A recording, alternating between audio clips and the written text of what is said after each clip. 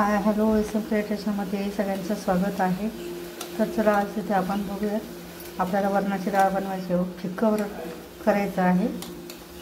फिक्कं म्हणजे इथे मी 1.5 वाटी डाळ अशी शिजवून घेतलेली आहे, तिला छान घोटून घेतलेलं आहे। इथे बघू शकता अशा पद्धतीने मी गॅसवर पातेलं ठेवून घेतलेलं आहे। आता याच्यात आपण 2 चमचे तेल टाकून घेणार आहोत। टाकून घेतलेलं आहे, त्याच्यात मोहरी टाकून घ्यायची आता अर्धा चमचा। इथे मी आता जिरे टाकून घेतलेले आहे। आता आपण लसूण घेतलेला आहे, इथे लसूण टाकून घेतलेलं आहे बघू शकता। आता आपण हिरवी मिरची अर्धी कापून टाकायची। इथे बघू शकता मी हिरवी मिरची कापून घेतलेली आहे। ही हिरवी मिरची अशी अर्धीवट कापून घ्यायची। आता आपण कढीपत्ता टाकून घेणार आहोत। कढीपत्ता टाकून घ्यायचा, कढीपत्ता पण छान परतून घ्यायचा आहे। आता आपण पाऊण चमचा हिंग टाकून घ्यायचा आहे, छान परतून घ्यायचे फोडणीमध्ये। टमाटे परतून झाले की आपण अर्धा चमचा हळद टाकून घ्यायची। आता इथे मी अर्धा चमचा हळद टाकून घेतलेली आहे।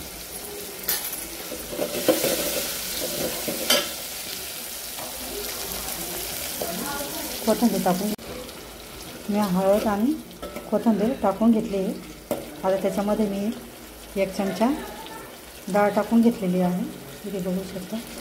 आता याला छान तेल सुटू द्यायचे, थोडं एकत्र छान शिजू द्यायचे, नंतर आपण बाकीची डाळ टाकणार आहोत। इथे बघू शकता आपण सगळी डाळ याच्यात ओतून घ्यायची।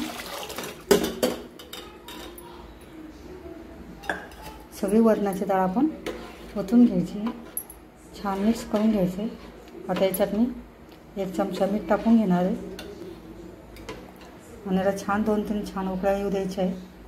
अशा पद्धतीचं हिरव्या मिरचीचं तिखट वरण आपलं तयार झालेलं आहे, ते बघू शकता।